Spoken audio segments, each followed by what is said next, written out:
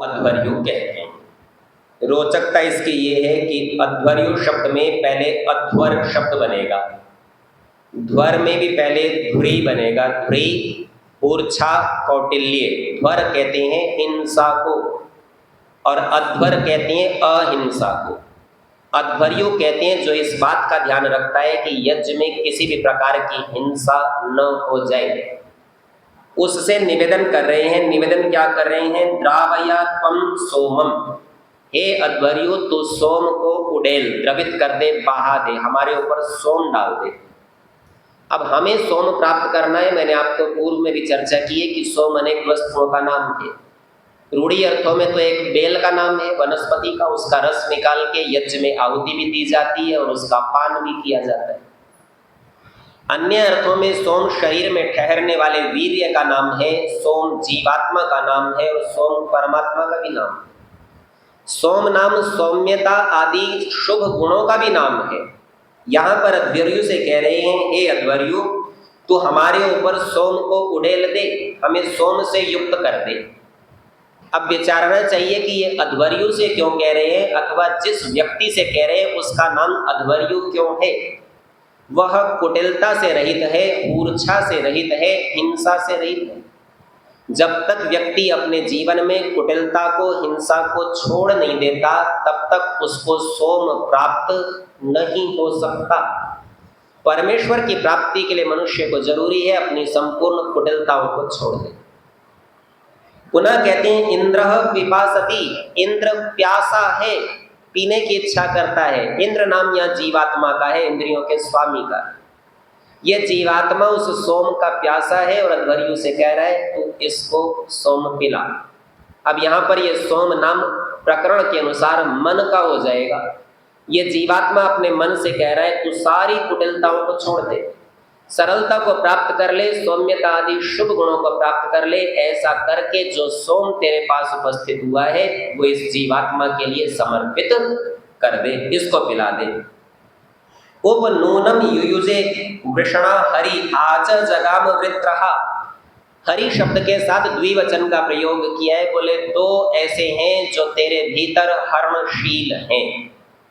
और ये हरण किसका करते हैं? एक तो है ज्ञानेंद्रियां, ये सारे ज्ञान का हरण करके लाती हैं, उसका संतुलन कराती हैं, उसके प्रयोग की विधि बनाती हैं। ऐसे जो हरि हैं उसको स्थूल अर्थों में मस्तिष्क कहते हैं, ये सारे ज्ञान को ले आता है।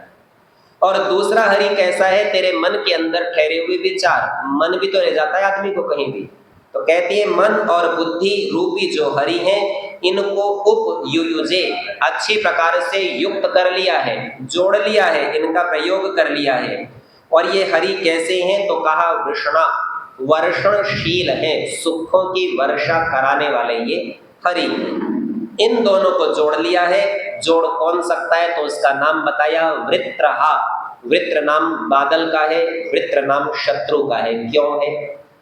जब बादल उपस्थित हो जाते हैं तो सूर्य का प्रकाश भूमि पर आने से रुक जाता है, उसकी तपन नहीं रहती, ठंडक उपस्थित हो जाती, तो उसको घेर लेता है सूर्य को। वृय वर्णे, और वर्ण के आगे आ उपसर्ग लगा तो आवरण, आवरण कहते हैं ढकने वाले, ये ढक लेता है।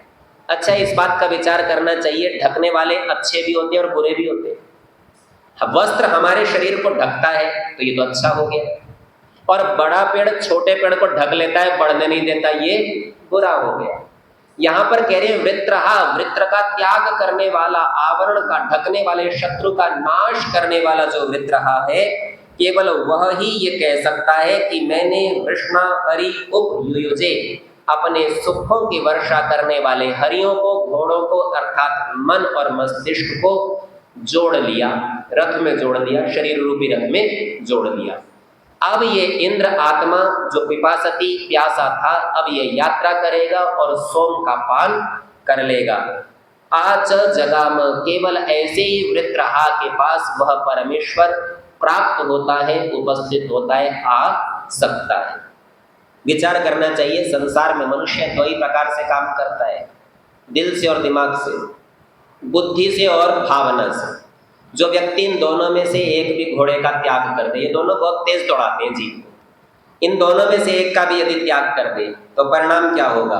तो मंत्र में कहा वृक्षाश्चिन में अभिपित्वे अरारणुः, इस संसार में पेड़ का एक पत्ता भी वृक्षाश्चित, पेड़ का पत्ता भी अरारणुः, यदि सर सराता है, हिलता है, तो अभिपित्वे, उस परमेश्वर की प्राप्ति से ही हिलता है, उसके सामर्थ्य से।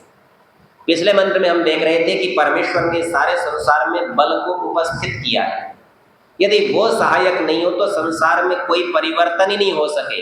ये जीव जो अपने आप को बड़े अहंकार में भर के कहता है मैंने ये काम कर दिया, मैंने वो काम कर दिया, परमेश्वर की सहायता के बिना इसका एक भी कार्य, एक भी क्रिया सिद्ध भी नहीं हो सकती।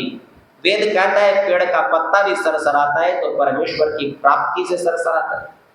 गाम भजंत मेहना, अश्वम भजंत मेहना, तो हमें क्या करना चाहिए? गाम नाम इंद्रियों का है, गाय की तरह गमन करती है, गच्छन्ति थी गौ, चलती जाती है, चलती जाती है। और अश्व नाम मन का है, सबको व्याप्त कर लेता है। इसकी एक विशेषता आपको बताता हूँ, योग दर्शन में इसकी चर्चा है।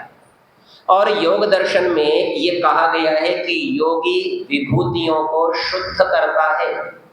विभूतियों को शुद्ध करने का तात्पर्य विभूतियों को सिद्ध कर लेता है, प्राप्त कर लेता है। विभूति नाम है ऐश्वर्य का, योगी ऐश्वर्य को प्राप्त कर लेता है। जब ये कहते हैं शुद्ध करता है, इसका मतलब ऐश्वर्य उसके पास पहले से है परंतु गंदा हो रखा है, अशुद्ध हो रखा है, तो ये उस मैल को हटाकर इसे शुद्ध कर लेता है, तो वो इसके लिए उपलब्ध हो जाता है। और वहाँ सिद्धियां कैसी हैं? अणिमा, गरिमा, लघिमा आदि सिद्धियां हैं। अणिमा कहते हैं अणु जैसा छोटा हो जाने। वास्तव में शरीर इतना छोटा नहीं होता कि अणु हो जाए कहीं भी प्रवेश कर जाएगा। लोग बस कथा बना लेते हैं, बोले एक योगी था, वो पहाड़ था उसमें से प्रवेश कर गया, या दरवाजा बंद था तो भी घुस गया, बोले अणु बन गया था, अणिमा सिद्धि। नहीं, ऐसा नहीं। ये सब सिद्धियां शरीर के नहीं, मन के धर्म हैं। और मन अणु हो जाता है, छोटी से छोटी वस्तु के भीतर प्रवेश करता है। प्रवेश करता है अर्थात उसकी मापतौल, उसका ज्ञान प्राप्त कर लेता है। सशरीर कोई व्यक्ति बंद दरवाजे में से आर पार नहीं जा सकता। इसी प्रकार जब गरिमा सिद्धि को कहते हैं तो गरिमा का अर्थ होता है बड़ा होना। लोग बात कैसा अर्थ कर देते हैं, बोले योगी पहाड़ के जैसा भारी हो जाता है, फिर कोई क्रेन से भी उठाए तो नहीं उठ सकता। नहीं, ऐसा नहीं। भारी से भारी वस्तु को भी उसका मन विस्तृत होकर घेर लेता है, बड़ी से बड़ी वस्तु को घेर लेता है और उसका भी ज्ञान प्राप्त कर लेता है। लघिमा का अर्थ लोग समझते हैं कि हल्का होना, ऐसा हल्का होना कि योगी हवा में उड़ जाता है। नहीं, ऐसा नहीं होता। ये प्रकृति के नियमों के विपरीत है। उसके मन में यह सामर्थ्य आता है कि हल्की से हल्की वस्तु के साथ उसका मन गमन कर सकता है, और जैसे हल्की वस्तुएं दूर स्थान तक पहुंच जाती हैं, वैसे पहुंची दूर तक की वस्तुओं का ये ज्ञान प्राप्त वहीं पर बैठा बैठा कर लेता है। ये तो हुई सिद्धि। अगर ये ऐसे उड़ के जाने लगे ये तो क्या सिद्धि? एक चर्चा आती है, एक साधु महात्मा किनारे खड़े, नदी के पार जाना है। दूसरा व्यक्ति जो अपने आप को सिद्ध योगी कहता है वो आया, काल्पनिक कथा है समझाने के लिए, आके खड़ा हुआ और कहता है कि नदी क्यों नहीं पार करते? उसने कहा कि भाई मुझे तैरना नहीं आता, नाव की प्रतीक्षा कर रहा हूँ, नाव आएगी तो जाऊंगा। बोले तुम क्या विद्वान हो, तुम काय के साथ हो, तुम्हारे पास योग सिद्धि नहीं, देखो मैं जल पर चल सकता हूँ। और वो जल पर चलने लगा, चल के आज थोड़ा गया और आ भी गया, दिखाने के लिए चला था। थोड़ी देर में नाव भी आ गई, तब तो साधु चुप रहा। फिर दोनों लोग नाव में बैठे और पार चले गए। उस समय सस्ता समय था, दो आने लगते थे एक तरफ जाने के। साधु ने पार जाके कहा कि देख तेरी सारी सिद्धि, दो आने के लगे, दो जाने के, चार आने की सिद्धि है तेरी बस। तूने इतना समय सिद्धि को प्राप्त करने में गंवा दिया, इसके स्थान पर ईश्वर की उपासना करनी चाहिए। स्वामी जी महाराज से भी एक बार किसी ने प्रश्न किया, आप योगाभ्यास करते हो, योगी हो, तो कोई चमत्कार दिखाओ। स्वामी जी महाराज ने कहा कि योगी कभी भी चमत्कार नहीं दिखाता, जो चमत्कार दिखाता है वो योगी नहीं होता। बोले चमत्कार क्यों नहीं दिखाता? बोले क्योंकि योगी का मन गूढ़ से गूढ़ छिपे हुए उस परमेश्वर की प्राप्ति में लगा होता है, छोटे मोटे प्रकृति के पदार्थों में लगा हुआ नहीं होता। जब उसको ये विवेक हो जाता है, ये ज्ञान हो जाता है कि प्रकृति का केवल प्रयोग करना है और प्राप्त परमेश्वर को करना है, तब उसे सिद्धियां अपने आप मिलती हैं। और जब ये सिद्धियां मिलती हैं तो वह इनको भी छोड़ देता है। कहीं इन सिद्धियों के साथ चिपक गया, प्रदर्शन प्रिय हो गया तो तो बोले ये सिद्धियां उसे योग से भ्रष्ट कर देंगी, फिर योगी नहीं रहेगा, योग भ्रष्ट हो जाएगा। इसीलिए इन सिद्धियों का, विभूतियों का तिरस्कार करता हुआ, सामर्थ्य रखता हुआ भी व्यक्ति परमेश्वर को प्राप्त करने का प्रयत्न करता है, प्रकृति के साथ उलझता नहीं।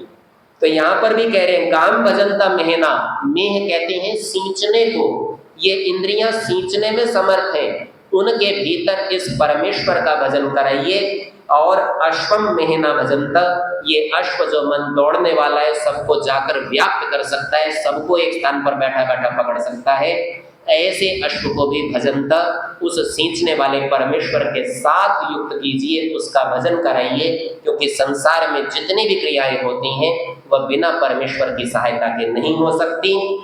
अध्वर्यों से निवेदन किया, हम अपने जीवन को अकुटिल बनाते हैं, सरल बनाते हैं, हिंसा से रहित होते हैं, किसी के प्रति द्वेष का, वैर का भाव नहीं रखते हैं। क्यों? क्योंकि हम प्यासे हैं, हम प्यासे हैं उस सोम नामी परमेश्वर के, जिसके द्वारा संसार की समस्त क्रियाएं सिद्ध होती हैं। हम प्यासे हैं उस परमेश्वर के जो हमारी इंद्रियों और हमारे मन में सुखों की वर्षा, ज्ञान की वर्षा के माध्यम से करता है। हमने अपनी इंद्रियों को और मन रूपी दोनों घोड़ों को इस शरीर रूपी रथ में, सुखों की वर्षा करने वाले रथ में अच्छी प्रकार युक्त कर लिया है। हम वृत्रहा, उस शत्रु के आवरण के हटाने वाले हो गए हैं। अब निश्चित रूप से ये रथ हमें उस परमेश्वर को, सोम को प्राप्त करा देगा। आइए इस उदात्त भावना के साथ हमारा स्वाहाकार, हमारी आहुतियां, हमारा वेद